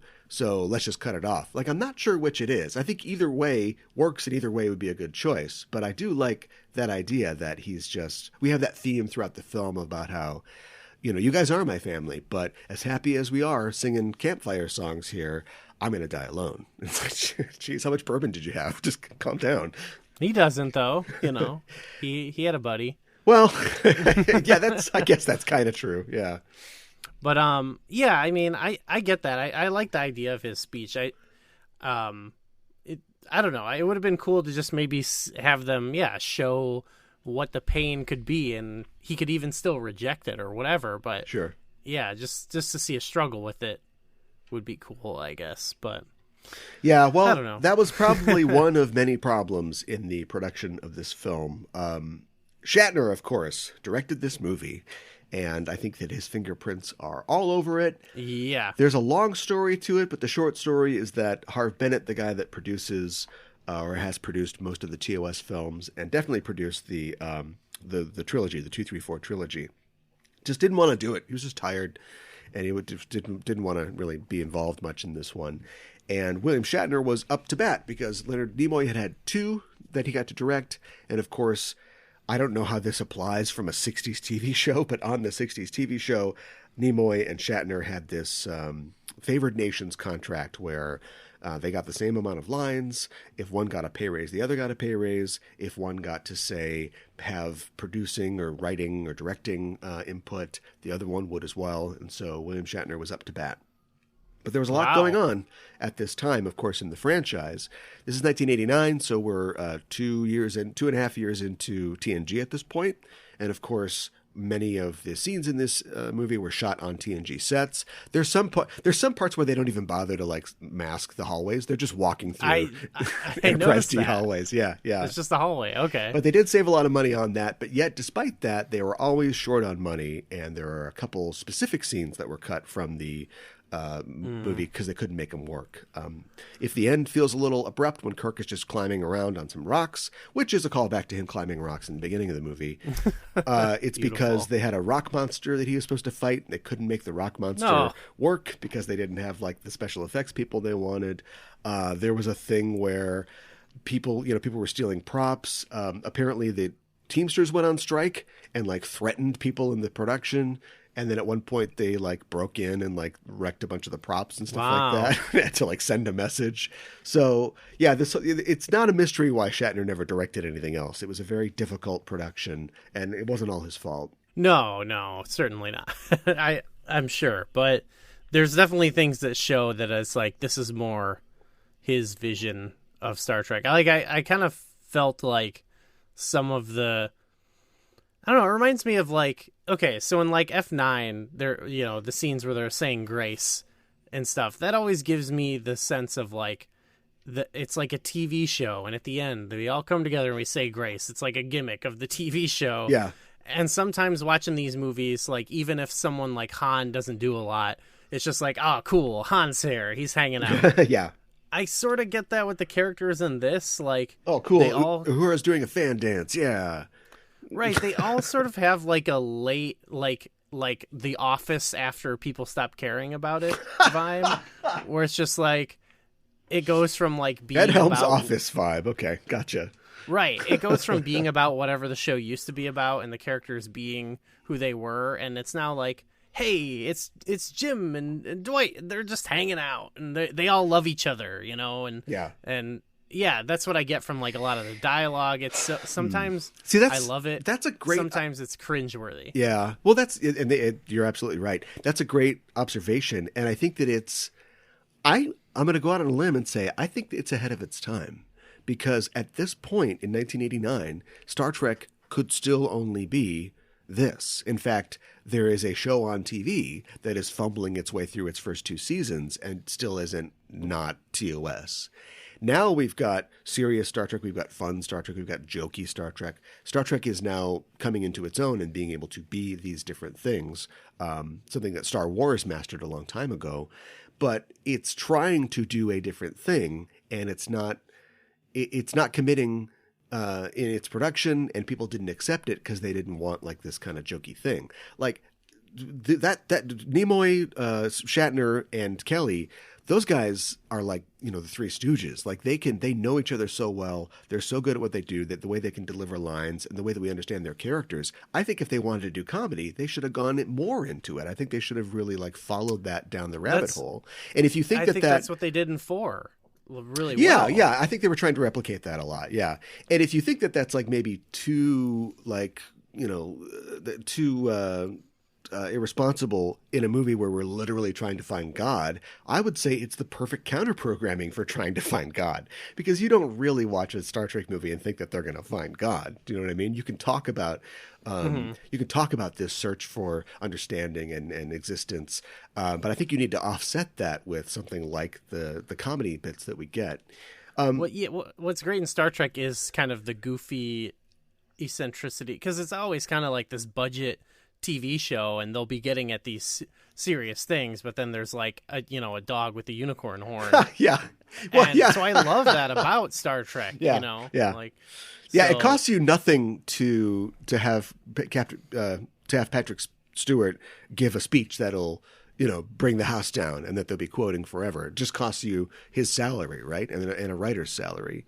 That's free, But yeah, like trying to do a film where we're climbing mountains and we're flying up turbolift shafts and we build an entire set, Nimbus 3, and people are riding horses. Maybe that clashes against the kind of simpler comic look at the Star Trek franchise. I don't know. Mm-hmm. I also like, for like going down more of like the idea of like, it almost at times breaches on like feeling like parody or something. Sure. Or like it kind of will sometimes make me think of like the newer movies where it's like they're sort of caricatures of themselves a little bit. Yeah. Like this paved the way for that. But it makes me think of, we talked about how like everyone revolves around Dom now in F9. Like, but this has like that opening scene, Captain Kirk is climbing a mountain, and then it's like Spock is monitoring his progress. Bones is watching him from the ground, freaking out. It's like they're all so concerned with what Kirk is doing. Yeah. It's like, I get like the way they're acting and their mannerisms is all great, and they're great at it and they sell it really well. But I sort of also think like Spock would just like not totally care how well Kirk is climbing the mountain. Like he would do other things. Yeah. I don't know. Well, this is slightly weird Spock, of course, because it's this is rebooted Spock, and he sort of throughout 4, he becomes more like himself. There's 5 that we don't talk about, and then of course in 6 he is once again Captain Spock in control of his faculties. So we don't really bother. It's only 106 minutes, so we don't really get into that. Something that I think they skimp on too much is Sybok. I don't think that. Yes. Here's the thing that I love and hate about Fast and the Furious. They don't really care about their twists. They put them in the trailer. They know that you just want to see Dom Toretto, drive through an explosion. So like everybody knew Han was coming back. Everybody knew that Jacob was a brother. I didn't know Cardi B was going to show up. I didn't know what is that franchise's obsession with putting pop stars in their movies? Love it. Like it's sort of like at WrestleMania when they have so like not Dennis Rodman, but like Shaq or something. Yeah, or Mr. T. Yeah. But and sometimes you get promoted. Like they have a whole squad on the team that were former musicians or whatever. Yeah. I don't get it. But anyway, so like they try to like maintain the twist, or the secrecy of Sybok's character, and that of course means that we have to limit how much we use him. And I love the character of Sybok. I think he's great, and he's fascinating, and he's funny, and he's menacing sometimes. And I would have liked like a million more scenes with him, but we can't do much with him up until the point that he is my brother. We know who he is, and by then we get the big scene with them on the 10 forward scene. And then that's pretty much it. Although I like the fact that, like, it tells you a lot about Sybok that the whole movie he walks around all wild-haired and long beard. And then apparently before they go down to Shakari, he gets like a haircut and a beard trim. Did you notice that? But he's all clean. He's like, sense. I'm going to meet God. I got to get all cleaned up. Yeah. It just tells you like how much this means to him. But other than that, like we just don't, man, I wish we got more Sybok. It's just, the quote of villain and then later like the central character of this piece, all we know is that like, share your pain with me. Like that's pretty much all we get. That's what I'm saying. I wish that this was more like 3 hours long. Into more of that. Yeah, longer. I don't know. Done something like maybe just got to him interacting with them sooner instead of the whole setup. I don't know. Yeah, like them the whole part where they were like storming it was cool. Those were cool scenes of them trying to take over the town he had taken over or whatever, the outpost, but it ultimately, I don't know, it kind of just didn't matter. Like they should have just like right away been interacting or something, This is made, of course, in the late 80s, 1989 is when it came out, and I think that like that was, the 80s. It depends on the 80s is a many-faceted decade, and we think of it as like the decade of like cocaine and stockbrokers and self-obsession and aerobics, but it was also a time of like pop activism, like the growing awareness that there were problems, but like how are you really dealing with them? And I think like any movie that comes out in 1989 is definitely going to have 3 or 4 different things all smushed together, like points it's trying to make. And this movie is trying to make a point about God and belief, obviously, but it's also trying to like take a shot at like international relations, or like the commitment to international relations and like peace talks. And obviously Star Trek 6, which was being developed even now, would totally go whole hog on that, with the fall of communism kind of storyline. But I thought it was like an interesting but kind of jejune commentary to have like Nimbus 3, which is this planet that was settled and the 3 powers of the galaxy who have decided to develop it, and then nobody does anything with it. And it's kind of like just sits there like an Olympic village, basically that is saw one Olympics and then just is just full of rats, until the end of time. Yeah, part of me was like, I want the Nimbus 3 episode. Like, sure. Where we get into that. But yeah. You think they're just kind of throwing ideas away here? Yeah, yeah, right. It had it made for some cool moments, I guess. But Sybok is supposed to be, William Shatner had input. He's a writing credit on this movie, and apparently Sybok was his idea about televangelists, which of course were popular in the 80s as well, and his take on, not just religion, but how people use religion to manipulate people, or how people pursue religion, through charismatic figures. And I can see that that's a good starting point, but I think Sybok becomes a lot more than that. Otherwise, you would just pull the curtain away and see that he's just the Wizard of Oz or whatever, like he is a phony. And Sybok is not a phony. He's wrong. The thing that he believes is not what he expects. But it doesn't stop him from also sort of asking questions. And in the end, he saves them all, basically, by keeping God busy. He was wrong, but he was also like on to something. You know what I mean? Yeah. Like, whereas like televangelists or whatever are like wrong, and you also think like they probably don't even believe it. And they're also probably not even, I don't know, they're probably not even close to being right about whatever they're talking about. Yeah, but what's more, especially that they're like con men. Yeah, but what's more important, like the thing that televangelists are telling people to believe, or the fact that so many people could come together and believe in something and put their hearts into it and manifest the positive elements of religion, the charity, the sense of family and belonging. Kind of missing the point there. The power was in you the entire time. We bitch a lot. I think that Trek, just sort of throws religion away and says spirituality, forget that. And I think that's unrealistic. I think that people will definitely have spirituality and religion in the 24th century still.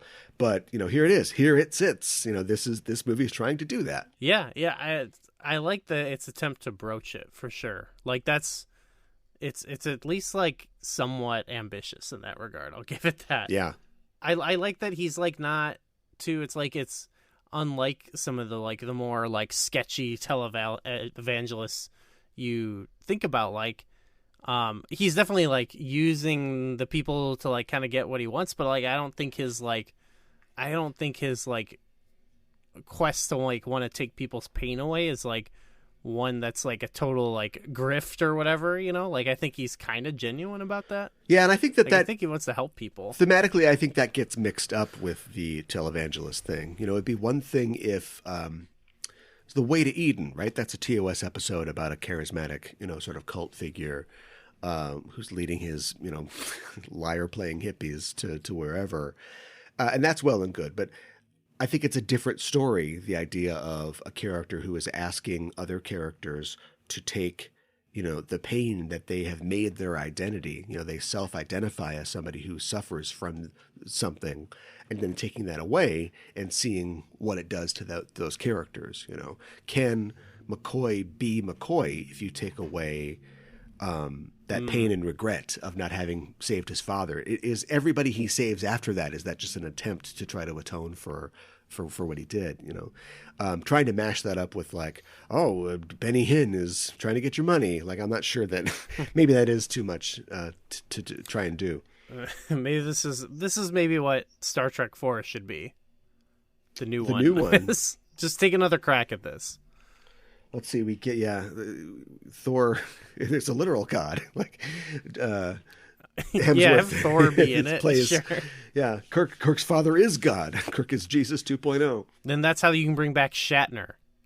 Yeah, right. He's always wanted to come back. Yeah, I still can't believe that he hasn't come back. I know he's like an asshole, and he's probably hard to make a deal with, but we've had everybody but him come back at this point. Now it should just be out of spite. Yeah, just jam him in there. I always love to see Star Trek, especially our Star Trek familiar heroes, doing things that is non-Star Trek in nature. And I don't know, I get a kick out of the camping scenes. I love the idea that they are trying to teach Spock about campfire songs, and he's just not understanding how it works. That's okay, but again, row, row, row your boat is the song they would go to. Well, they have to, because it's a round. You can sing it in a round. And also its theme is that, you know, life is but a dream. And of course we are asking the question, you know, what is life all about? To me, I don't know. To me, it was like anytime you would have gone with Pop Goes the Weasel, though. Anytime they kept like ruminating on the thematics of row, row, row your boat, I like couldn't take it. I was like, really? Like this would have been like the perfect opportunity to, I know they didn't have the money, but to shell out for like a good song. The like, Beastie Boys. Yeah. No, like, I don't know, Dust in the Wind or something. I don't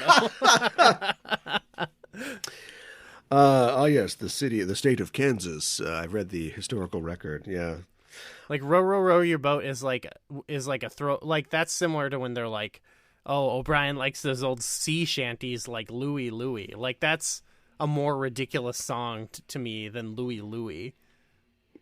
I don't know. It seems like a joke song to bring up, but I think it's crazy that it's 1989 and they have a location named Paradise City, and we don't have a needle drop for that. That would have been a great establishing scene, is Paradise City. Yeah, if they had a music budget and like you could Cybok just coming in from the horizon on his horse. It's so sick. There's no reason. Like this is the perfect era of like the cassette or whatever of like the movie soundtrack. I would love to have one of those. Somebody's got to go and maybe I'll do that on YouTube. Just drop those in. I'm gonna make a playlist of movies that are like songs that I would insert into every scene of this movie as like the needle drops. I was thinking, you know, I'm always, especially on enterprising individuals, we're always trying to like, you know, pick apart the tapestry of the whole sort of Trek utopia. And I was just thinking totally randomly, but I was going to bring it up to you because I know that you like the episode The Neutral Zone. I wanted to see like a Neutral Zone 2 where they find like another, human frozen in like the early 21st century who is going through everything we're going through now, climate change, the rise of like neo-fascism and all this stuff. And then he is thawed out and they show him the Federation and he's mad because it doesn't live up to, like, you have neutral zones and you're fighting with Romulans still. You were supposed to have all this all figured out by now, as like a criticism of, the Trek quote unquote utopia that we see. Yeah, that's a good idea. Maybe it's a little like too pointed. Neoliberal It's more like utopia. It's more like like a critical fanfic, I guess, than maybe an episode. But just having somebody, who maybe there's something in their universe that's like Star Trek. You can't have him know what Star Trek is, but like just thinking like, I read all these sci-fi novels and, you're the Foundation, you're supposed to have this figured out. And here you are with all these problems still. Right. Because it does feel Freeze like me sometimes, again, goddammit. It feels like sometimes in Star Trek, like if like the people who made it or whatever, especially like TNG or something, it's sort of like sometimes like the West Wing or something. Yeah. In space, and I feel like it sometimes comes off as like, if reality could just be more like those cool dudes in the West Wing. Like, it's a little less pointed politically, because the West Wing is definitely just like neoliberal or crack, basically. It's just like pointed in the direction of liberalism, but it is sort of like, I know we can all just love each other. And money is a real problem. Well, I mean, you gotta have something, right? Like, what if you don't have money? Then what do you got? Like, just tickets, credits. I like your idea. I do like this idea. Of like letting them down. That'd be kind of cool. In between all the goofy vaudevillian bits, there are some really great character moments, and they have to be abbreviated because this movie is short. But I like the fact that when they get back to the Enterprise, after doing their own little drag racy kind of maneuver, Sulu gets to take the shuttlecraft through the doors like the Millennium Falcon, before it closes, and then skid out in the shuttle bay. Yeah. And then of course in the confusion, a gun is dropped and then Spock is able to get his hands on the gun and Kirk's totally focused. Kirk's like, shoot this guy, just shoot him. Yeah. And we don't know that he is his brother, which might affect his decision making, obviously. But I also believe that Spock wouldn't have done it anyway, because I think that Spock understands that like the ship isn't worth a human life. Do you know what I mean? Or a Vulcan life in this case. Like they can talk their way out of it. We can see where this is going to go, but like just murdering somebody so we can get the ship back, I don't think that's in Spock's philosophy. And I thought that was an interesting character beat. Yeah, that's cool. I like how adamant Kirk was about it. Yeah, that's Kirk's character too. Yeah. Get this gun that just fires rocks, I guess. It just shoots rocks, and shoot that guy in the heart because he's not taking my baby away from me. Yeah. I like this kind of late era Kirk in general, but maybe if someone else was kind of like in control of it, it would reach its peak or something. Yeah, he's a little more catch as catch can. He spent all those years, going by the book, and now it's like, it's about a feel. It's about how just sort of feeling it out, being a captain. I actually kind of like how he is. It's very brief, but I like how he is in Star Trek Generations. Maybe it's just because you had like Picard set against him, but he is kind of just like, I'm going with the flow. He's like, I'm here now. Okay, I'm going to cook breakfast. All right, let's go ride some horses. Yeah. It's like, yeah. I actually like that. And like he would wear this corny like go climb a rock shirt, but I feel like he's better suited maybe as like this to match up to someone like Picard as opposed to like the guy running the whole show or something, that the movie's based around. Yeah, he, for all of Shatner's ups and downs in his life and the kind of bitter, crabby guy he seems to be now, he's definitely somebody who's always, I don't know if he does drugs, but I think his body makes its own cocaine. He should do drugs. I think maybe mellow out. I don't know if I want to be on a podcast saying like, this 80-year-old man should start doing drugs. He seems to always, everything's a good idea, and he seems to just follow all of his sort of ideas to their logical point. And the rock climbing scene was his idea, and he did climb rocks on his own. There's this whack-ass interview with him at the time that the film was made in Yosemite in front of El Capitan. Oh, I know it. And the last time I tried to find it on YouTube, I couldn't find it, so hopefully it's not lost. But yeah, he talks about, being one with the mountain and making love to the mountain, and it's just like, they made that into that song. Talking about? Yeah, shut up. But yeah, that's you just, can tell he's very full of himself. Yeah, but he's just, he's having fun. This is what he wants to do, even as this movie is falling apart around him. Yeah, I would say throughout at least his entire Star Trek career, like I never get the sense of like, at least as a performer, that he like phoned it in, Yeah. So I'll give him props for that. Like even in this, like he's going for it for sure. It is more of like he's going for it though in like a realm he's comfortable in. Like I'm gonna wear a t-shirt or like flannel. Yeah, he's I'm gonna wearing ride jeans. horses. Yeah. Like come over to my house. Yeah.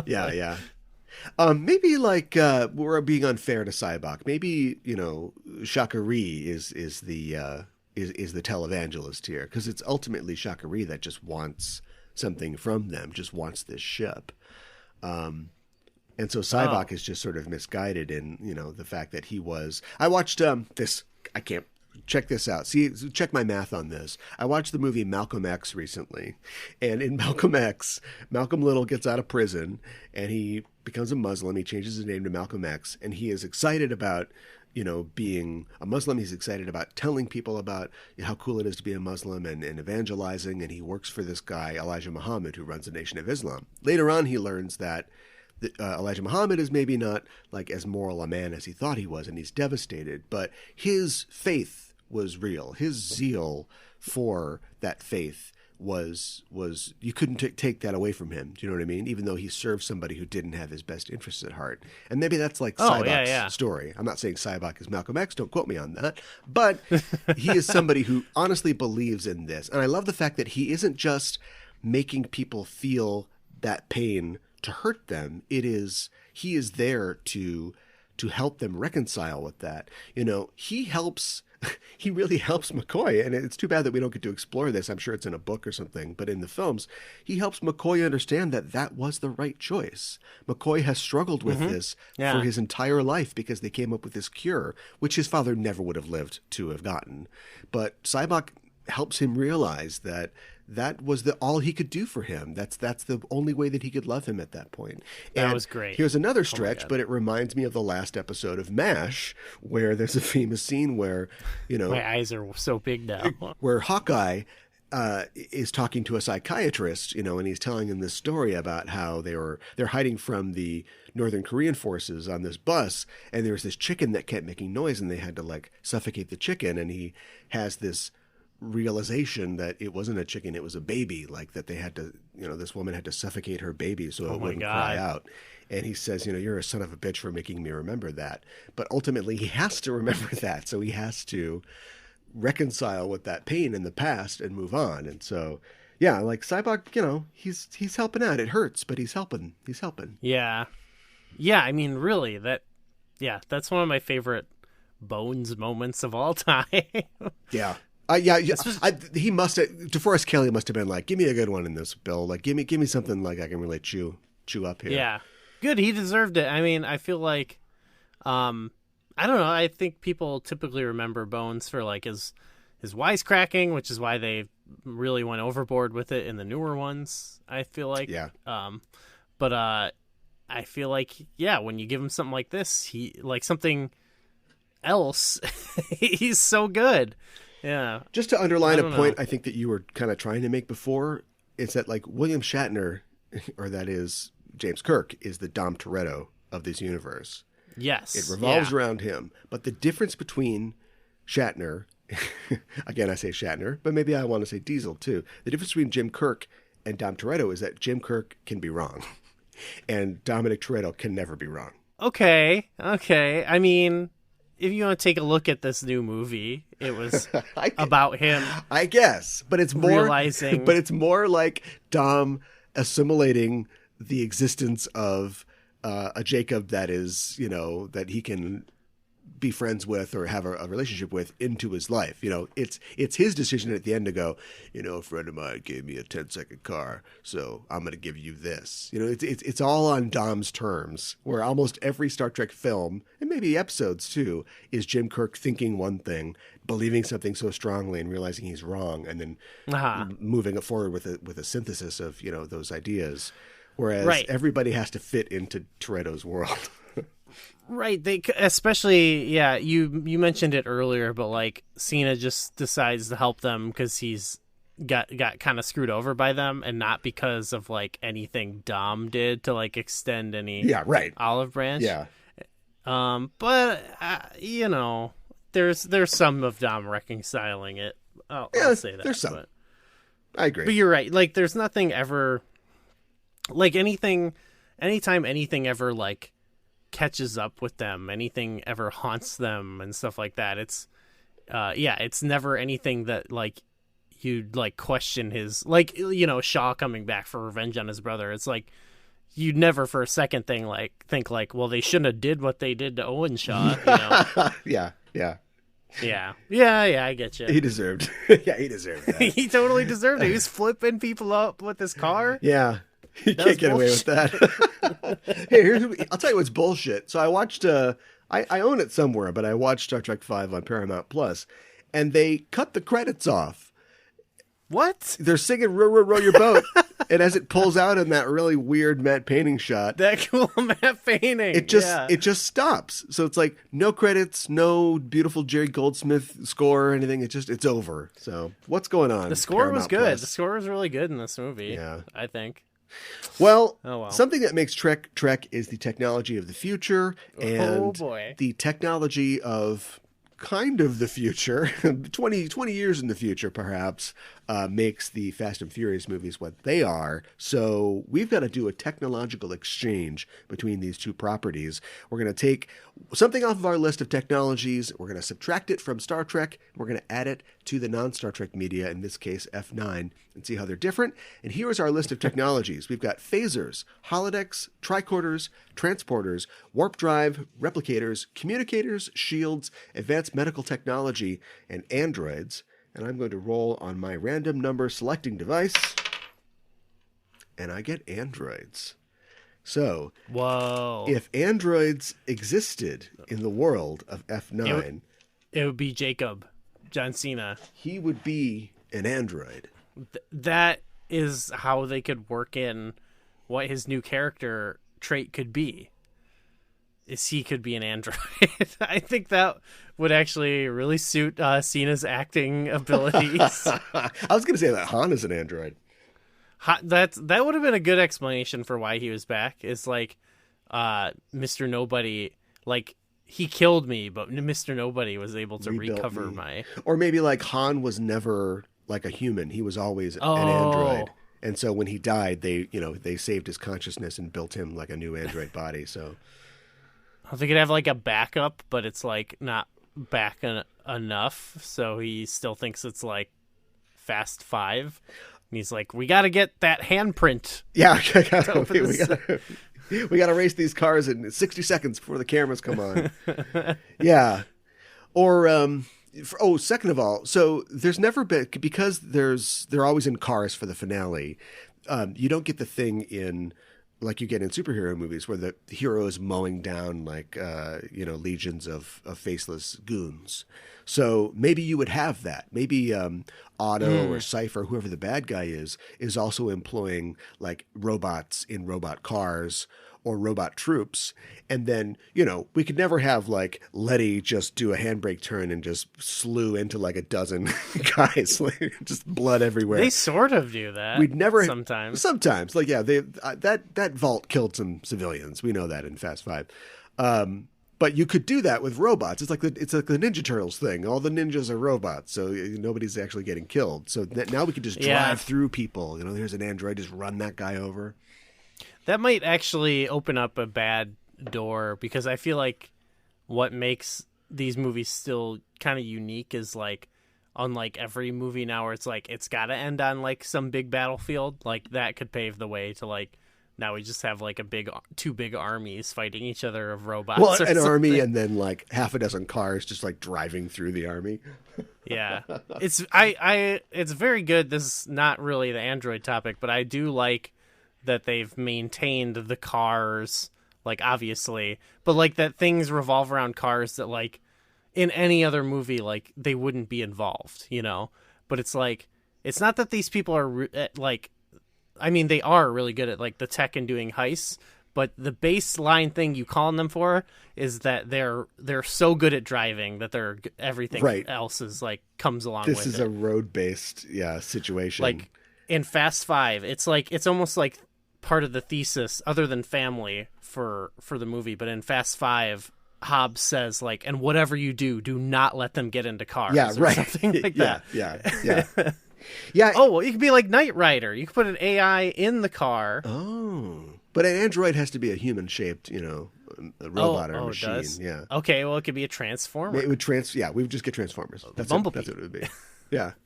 Yeah, it's all car-based crime, which means that we've seen more than once that I call it a train truck, but the mobile headquarters where you've got like a multi-unit thing, because the bad guy can't have like a base; it's got to be mobile, right? Because the finale has to involve cars.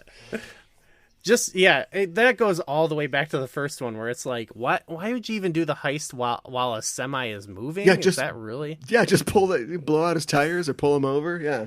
Wouldn't he pull over? Like, I don't know. Hey, truckers, they got these deadlines they got to meet.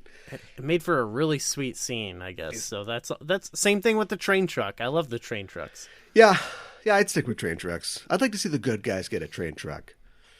Yeah, they should get a base. Yeah. Well, they usually have a base, and then it's like, all right, let's head out.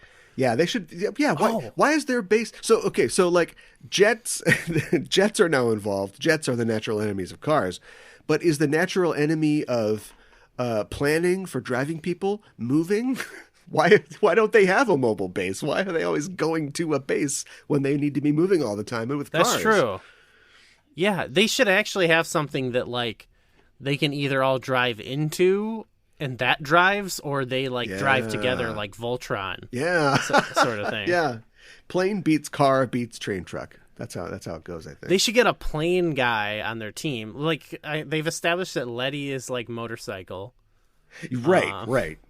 Yeah, they need a plane person. If they're all about going fast, Tej and Roman have them all beat because when you're in orbit, you're traveling at like 16,000 miles an hour. So. Oh, they should from now on be cemented as like the space. They are the fastest of the furious. Yeah, they're really the most important characters of all. Well, let's really step in it when we try to take androids out of a series that didn't really have any androids, especially the movie didn't. There's been like 4 androids ever. Well, maybe we could remove those androids. So. If there's no androids in What Are Little Girls Made Out Of, nothing happens. Nothing happens at all. What if... So Flint is a human who's immortal, and he creates a robot android daughter. If they doesn't have a daughter, maybe... I don't know. Maybe Flint kills Kirk or takes over his ship or something like that. This is a rough one. What about Mud? Trying to think what about Planet Mud? This is the worst one we've ever had, I think. It's rough. I was trying to think, like, could Cybok's life have ever been altered if androids didn't exist? Because Noonien Soong is probably a teenager at this point. Oh yeah, what's he up to? So I don't know if he's even started making androids. I think androids. Are there androids in Enterprise? There's the augments, but that's they're not. Yeah. It's Eric Sue. And androids. They're just not important. I don't think it's not until Picard where they're really up there in terms of what we're thinking about. Any TNG plot that involves wait a minute, there are androids. If Data doesn't go back to San Francisco in the 19th century, then the Ophidians end up stealing. Eventually, they're going to steal the life energy from somebody important, in San Francisco. They're going to get Jack London, and so there's no Call of the Wild. There's no unions. I'm trying to think of everything that Jack London affected in his life. They got Jack London? Yeah, he's in that the Time Zero episodes. Oh yeah, he's the bellboy. I forgot about that. Okay, that's pretty good. Well, also, I mean, think about all the times Data's gone back in time. Oh yeah, anything involving like First Contact. Q or First Contact. Yes, First Contact. There you go. The Borg take over Earth back in the late 21st century, and that's it. There's no Star Trek period. I like trying to weigh like the Borg take over the Earth or like Jack London gets killed. They could both be really important. The Borg will turn you into a literal slave, labor slave, and Jack London's trying to keep you from being a labor slave to other humans. It'd be too bad if Call of the Wild never existed. We wouldn't have gotten that Harrison Ford movie. The human dog man. I read that Harrison Ford got hurt filming at Indiana Jones 5, and it's like, first of all, I feel bad for him, and I hope that he recovers soon, but like, is this guy the most accident like when he was a carpenter, was he always just putting the nail like right through the hand? Like he just seems like a real for a symbol of male virility and hunky like action starness, he just seems like the most clumsiest guy. Also, like, that makes me think, what do they got him doing on that movie? Yeah, but even like when he got hurt on Star Wars, and it's just like a door closed on his foot or something like that. Although he is, maybe he's the opposite of Roman. Yeah, right? He is invincible. Yeah. Well, that would be a great foil to introduce, is the character that like gets all of their like bad luck. I did like the fact that there is one person in the crew that can't drive. Like even when Helen Mirren is doing like sweet bootlegger turns, you're like, okay, I know it's a car movie, but everybody can drive. But then they have the little bit with Ramsey, how she's like, no, I've never driven a car. But even she kind of drives. She does like okay. She drives. Yeah, she does okay. Yeah, so 9 million all Borg. That's the future without androids. Although, are the Borg androids? No, let's move on. We made it kind of work, and I think we should just accept that. Absolutely. Well, should we tell people what's coming up on the next episode of Backtracking? Yeah, so we're going to Discovery. We're talking about I think this is on the last season, right? Scavengers. Yes. There's a prison break sort of episode, and we're comparing it to the movie Escape from, is it Sobibor? Sobibor. Yes. Okay. I've never seen this, but it also apparently is centered around a prison break. Yeah. An escape from a concentration camp specifically. Oh, okay. I did not know. Yeah, it's a Rutger Hauer movie. Rutger Hauer, a guy who, is a Dutch actor. And if you've seen some of the early works, pre-Hollywood works of Paul Verhoeven, he is in a lot of those. He's one of those guys that was basically like the Humphrey Bogart or something like that of his home country, and then moved to Hollywood and just played heavies and a bunch of stuff after that. Such is life for an actor. Yeah. But yeah, he's really good though. He's a great actor. Yeah. And it's a really great movie. So can't wait to watch that. Well, that's it for this week's Backtracking. Thanks for listening, everybody. And if you like the show, tell a friend and follow us at Backtracking on Twitter, and tell us too what you think that we should look at in future episodes. Recently somebody, a follower on Twitter, suggested that we do a Stephen King story and a Voyager episode that he felt went together. That would be The Thaw, the Voyager episode with Michael McKean from Spinal Tap, and It, the TV miniseries. They both feature, they both feature killer clowns, and they both feature characters who are sort of trapped or get trapped in dream states. And I thought that was a really good suggestion. So maybe we'll try to fit that into the rotation coming up. I think we got some room. Yeah, so I think so. If someone suggests something that, to me, that if they're listening and they're invested, I'm pretty open. That's premium. We put that at the front of the queue. Cool. All right. Yeah. Sweet. So give us your suggestions, listeners. We really appreciate that. Can we tell the people where they can find you online? You can find me on Twitter. I am at GUIFame. And I'm at K1IBAN on Twitter. And you can find all the shows on the Just Enough Trope Network on Twitter at Just Enough Trope. And that's it for us for this week. We will see you soon. And until then, keep on trekking.